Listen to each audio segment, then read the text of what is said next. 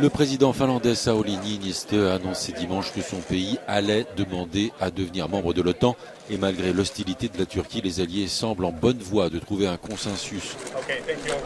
Le chef de l'État finlandais parle d'un jour historique et d'une ère nouvelle qui commence. Le secrétaire général de l'Alliance se projette, lui, déjà au jour de la double adhésion de la Finlande et de la Suède.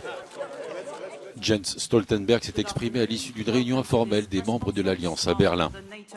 This would be an historic moment.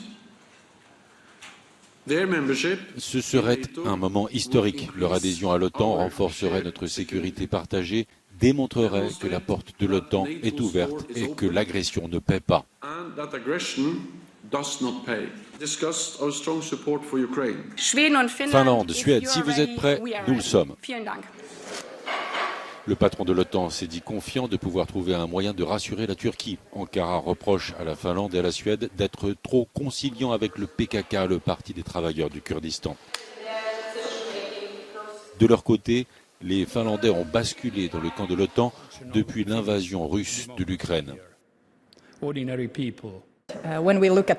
Quand on regarde la Russie, on voit une Russie très différente aujourd'hui de ce qu'on voyait il y a quelques mois. Tout a changé lorsque la Russie a attaqué l'Ukraine. Et je pense personnellement que nous ne pouvons plus croire que nous sommes en mesure de rester seuls et avoir un avenir pacifique à côté de la Russie. C'est pourquoi nous avons pris la décision de rejoindre l'OTAN. C'est un acte de paix pour qu'il n'y ait plus jamais de guerre en Finlande.